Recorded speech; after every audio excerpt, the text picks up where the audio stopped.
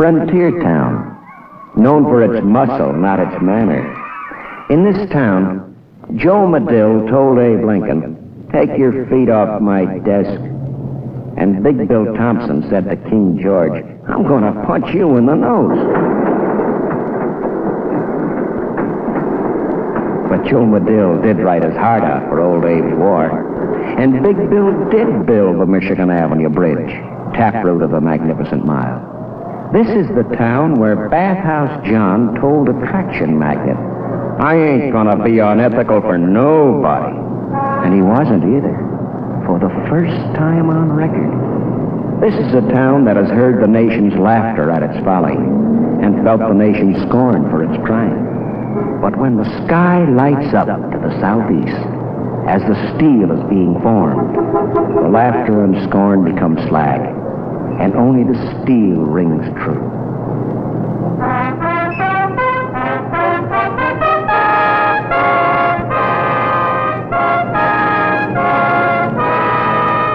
Where the steel rails flash in the winter sun, history retraces a moccasin track where Marquette and Joliet sought a river portage more than 200 winters ago.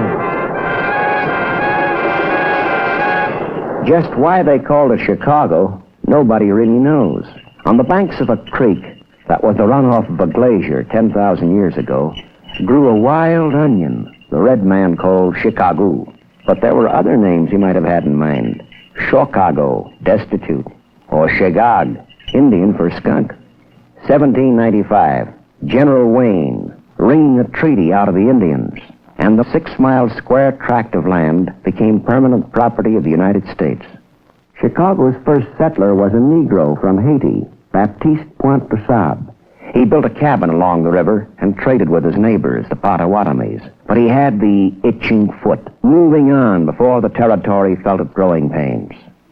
1803, Fort Dearborn, built on Chicago's South River bank, then the most remote outpost of the United States. Life at the fort, the first 9 years, uneventful.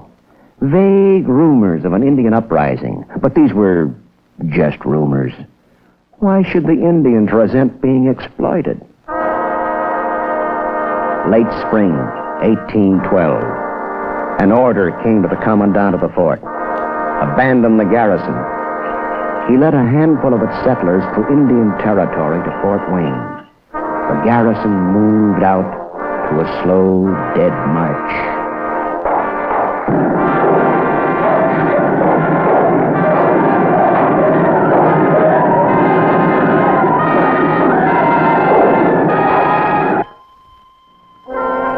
"53 dead, 50 wounded. Among the survivors, John Kinsey, a trader from Quebec. He was well known to the Indians. He sold them silver trinkets, a few firearms, and perhaps a little firewater now and then. Most people think he was a hero. 1830. Chicago's population, 96. Michigan City's population, 3,000.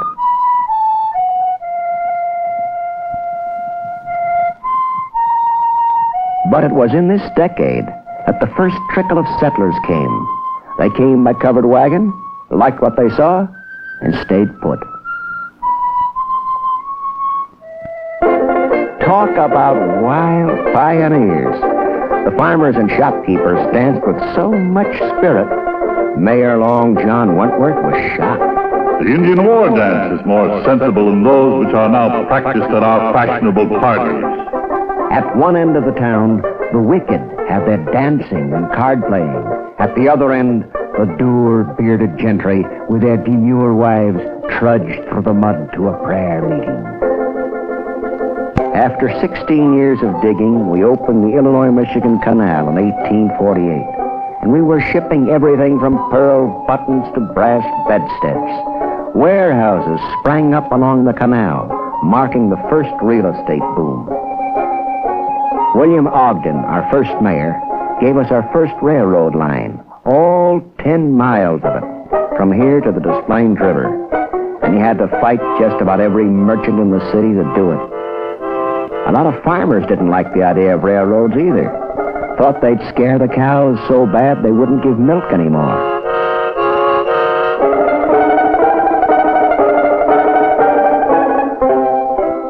A man named Pullman arrived from New York. Just about the most significant thing that happened to us in the early 1850s. He performed a miracle. He had done it many times before along the Erie Canal, but never here. He raised our building from out of the mud. He hung around long enough to present the world its finest railroad passenger cars.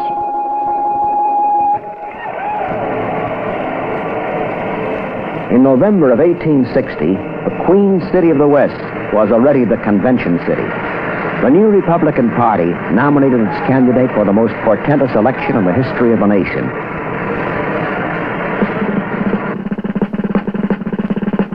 3 weeks after the cannon fired on Fort Sumter, the city sent its first volunteer. By the end of the war, more than 15% of Chicago's population, every third man, wore the Union blue.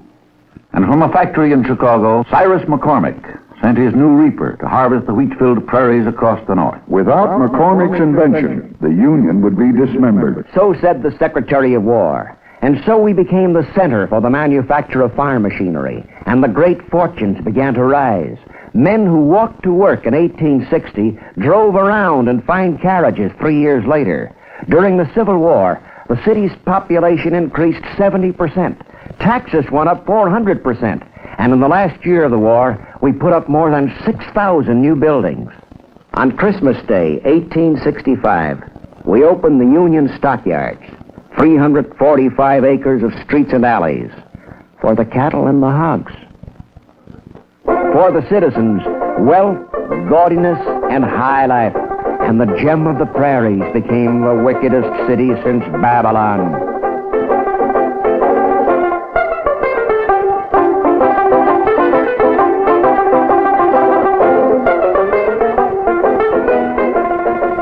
I wish I could go to America, if only to see Chicago, said the Chancellor of Germany, Otto von Bismarck.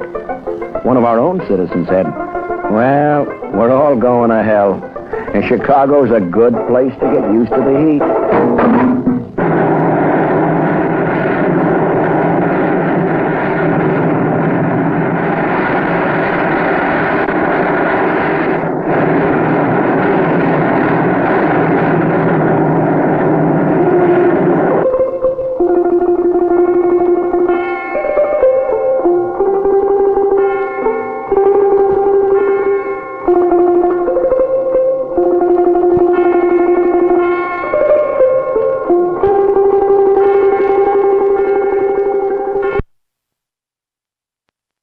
To the elegant 80s came Carter Harrison, mayor of a wide-open town.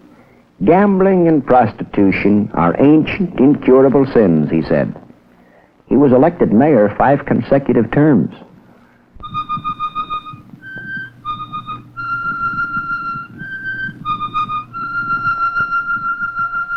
January 1891. On the vast tract of sand, broken only by wild oak ridges, a dozen architects were gathered for the impossible enterprise of opening a World's Fair in 2 years. All were in agreement. The site was hopeless, the difficulties appalling, the time too short. All were in agreement but one, Daniel Hudson Burnham. The problem as he saw it Consists of reclaiming nearly 700 acres of ground. In 20 months, this must be converted into a site suitable for an exposition of the industries and entertainment of all the nations in the world. A dozen palaces are to be built, these to be supported by 200 other structures.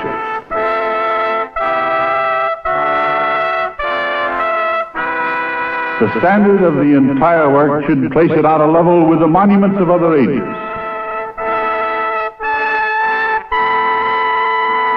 Less than 20 years before, Dan Burnham was working out of a stove-heated room for which he and his partner, John Root, paid $20 a month.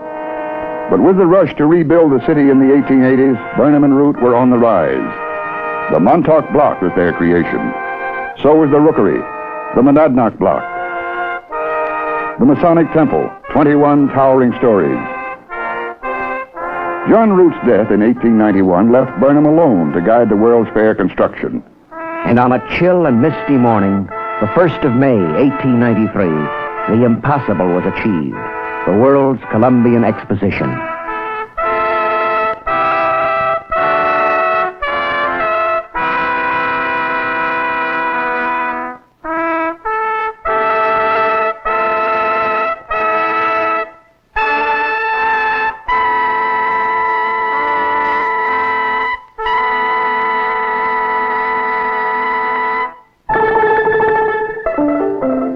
This is State and Madison in the late 1890s, when Mrs. Potter Palmer was ruling society. When Adler and Sullivan were experimenting with the steel skyscraper. When Dan Burnham was launching his plan to rebuild the lakefront. And Bet-A-Million Gates was betting $20,000 on the turn of a card. A saloon like McGarry's was a highly respectable poor man's club, presided over by a philosophical bartender who served good Milwaukee beer. And the Chicago free lunch was the envy of the world. Likely, it would have gone on forever, but for a female cyclone out of Kansas, Carrie A. Nation. She did it with her little hatchet.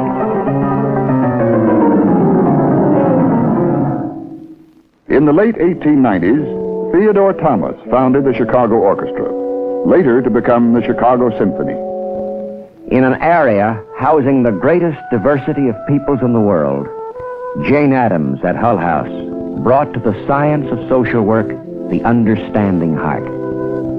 In an era of political falderall, Bathhouse John raised the art of politics to new heights.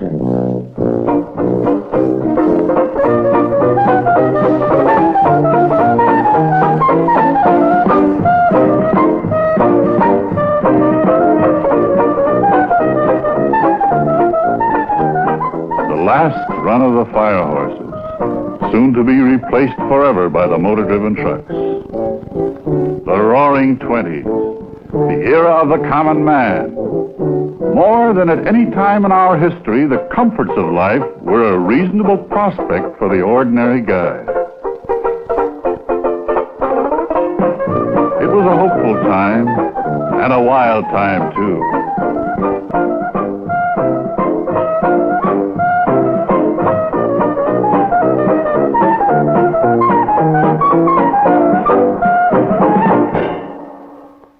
Billy Sunday, hitting the sawdust trail at the turn of the century, the ex-baseball player and former YMCA worker in Chicago. Shortly before he died, he came back to town for one more assault on the demon rum. It was because I didn't want your boy to die a drunkard that I fought and fight. It was because I didn't want our boys to die drunkards that I fought and fight. And like Hamlet Horrible, who swore young Hannibal eternal enmity against Rome, I perpetuate dispute against the liquor traffic until in the province of God. I have lived long enough to see the white-winged dove of Prohibition build her nest upon the dome of the captain at Washington and spread her bright pinions of peace and prosperity over our land from sea to sea and from the Gulf to the Great Lakes. And in the province of God, I'm going to live long enough to see America so dry you'll have to prime a man before it can spit. And I'll fight the saloon from Hawaii to Hoboken. And I'll kick it as long as I've got a foot. And I'll fight it and punch it as long as I have a fist. I'll butt it as long as I have a head. I'll bite it as long as I have a tooth. And when I'm old and fistless and footless and toothless, I'll gum it till I go home to glory and it goes home to perdition. When the Big Depression struck in the 30s, Chicago was the hardest hit city in the nation. Banks were shut and some stayed shut. Construction was down to zero, and skilled workmen were begging in the street. It was then that government stepped in with work projects that rebuilt our major highways, lifted the face of the parks, put tools in idle hands, bread on empty tables.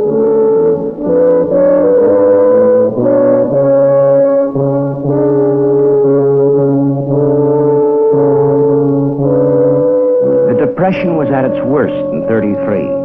But Chicago celebrated its 100th birthday with a grandiose gesture, the Century of Progress Exposition, showing off the scientific achievements of the world. Ask your favorite uncle what he remembers best about the World's Fair. The rickshaws? The sky ride? Or those, fan dancers?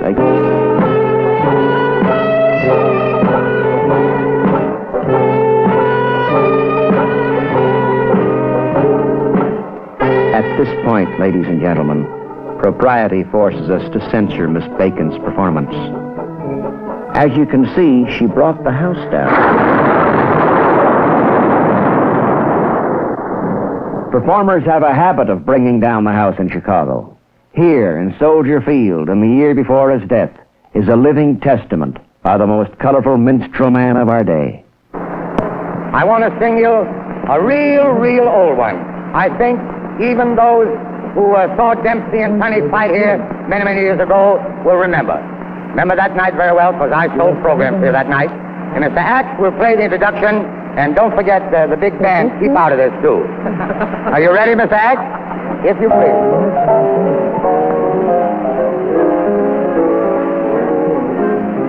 Everything seems lovely when you start to roam. The birds are singing the day that you stray.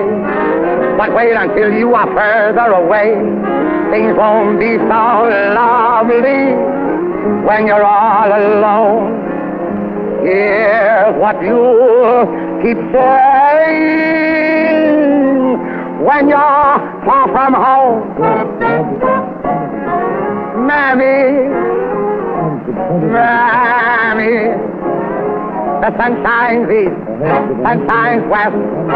I know where the sun shines best. Mammy, my little Mammy, my heartstrings are tangled around Alabama. I'm coming. Sorry that I made you wait. I'm coming. Hope and trust that I'm not late. No, Mammy, my little Mammy, I'd walk 1,000,000 miles for one of your smiles, my Mammy. 1942. Under the stands at Old Stag Field, Dr. Enrico Fermi and his colleagues initiated the first self-sustaining nuclear reactor, perhaps the greatest step in human progress since the discovery of the wheel, for better or for worse. Chicago, the birthplace of the atomic age.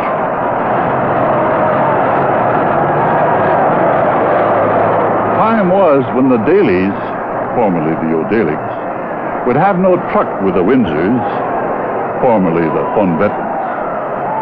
Time was when a former mayor threatened to punch Her Majesty's grandpa on the nose. But times have changed. Today, when Chicago lays out the red carpet, even visiting royalty is impressed.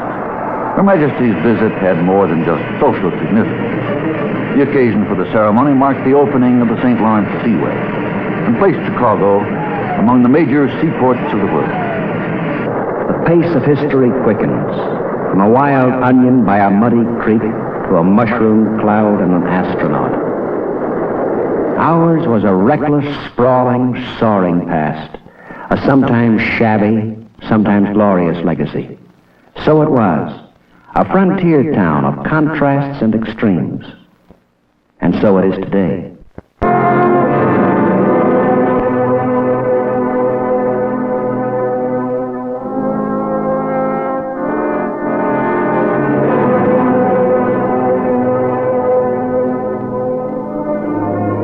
Today, Chicago is, among other things, the world-famous Chicago Symphony Orchestra. It's the glittering guild hall, where society dances.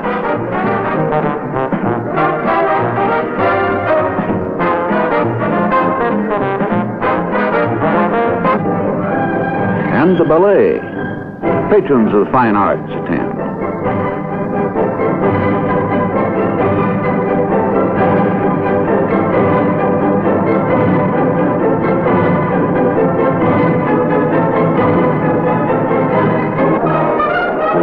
The Chicago Bears, patrons of the muscular arts, fill the grandstands.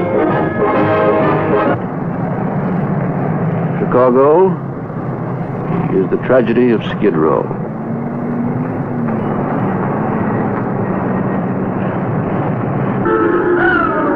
Chicago is the stockyards.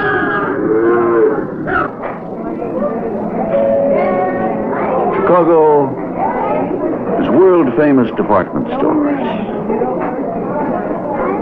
Merchandise from the world around.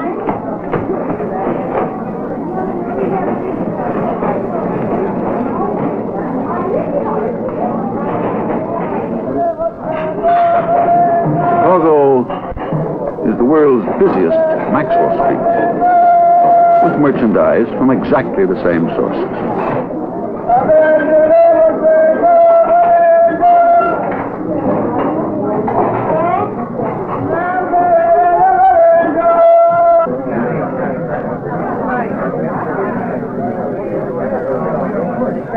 Chicago is the glamorous pump room with shish kebab and a flaming sword and celebrities in attendance.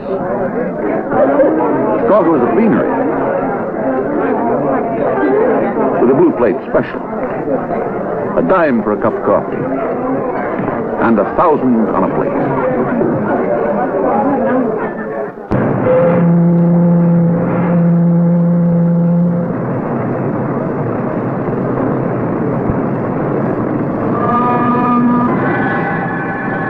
Out of the wild onion river, out of the moccasin track, the massacre and the riots, out of the reaper's song and the song of the steam engine, out of the hands of men and the breath of men, the old earth is shaped to a new city. Louis Clement, Belgian consul on Chicago. This is a tremendous city. It's a powerful city. In certain spots it's ugly, but however, you cannot help that. You're not building here just a city for tourists. This is a city where we produce and where there are more diversified industries than any part of the world. It's the greatest city for the worker.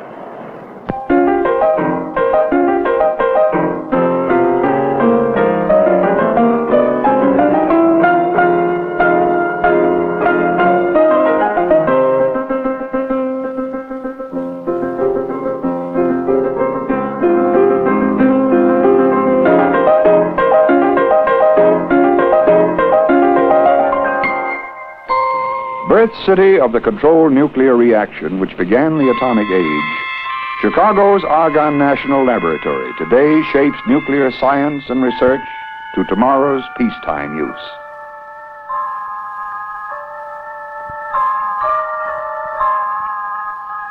Ranking with the discovery of fire, the invention of the wheel, new discoveries and new devices extend the boundaries of man's world.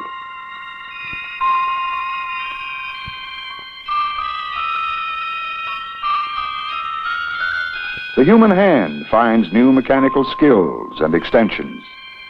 The human mind directs new techniques toward a nuclear world.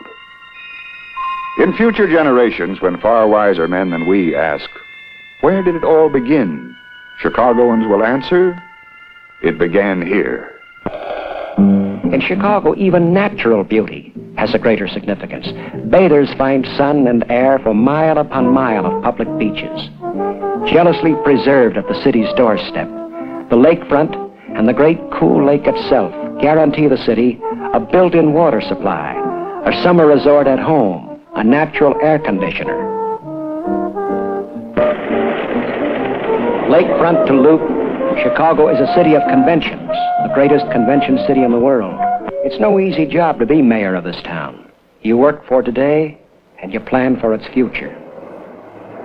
The Chicago that was is a pioneer ballad. The Chicago that is a crossroads of new methods and new minds. This much we know of the city. Whatever has been said, whatever will be said, is comment at a midway point, an estimate to be revised by new achievement, and a prophecy to be reshaped by time. If the past was a prelude, the present is no less prophecy. These are the shapes of the present, yet in them are shapes of things to come.